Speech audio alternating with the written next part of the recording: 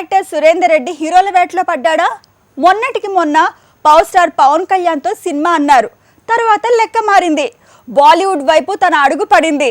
కానీ అక్కడ ఏది వర్కౌట్ కాలేదా? ఇప్పుడు టైర్ 3 హీరోల కోసం కష్టపడుతున్నాడా? ఇంతకీ తనకి పెద్ద హీరోల డేట్లు దొరకట్లేదా? దొరికే పరిస్థితి లేదా? Just watch it. Tillu square మూవీతో హిట్ మిట్టెక్కాక సిద్ధు జొన్నలగడ్డ వరుస ఆఫర్స్తో బిజీ అయ్యాడు.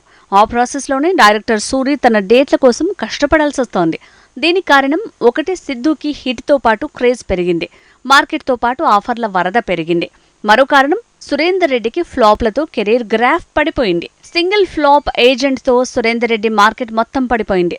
పెద్ద హీరోలు అందుబాటులో లేరు. టైర్ 2 హీరోలు నమ్మే పరిస్థితి లేదు.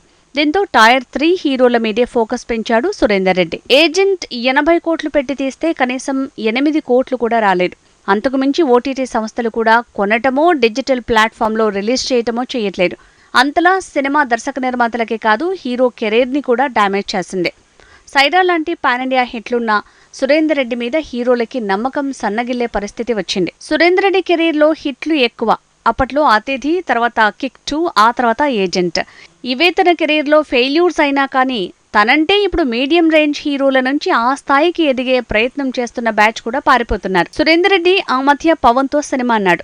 ఆఫీస్ కూడా వెతికాడు, కానీ సినిమా మొదలవలేదు. తను సగం పూర్తి చేసిన సినిమాలకే ఇంకా మోక్షం లభించలేదు.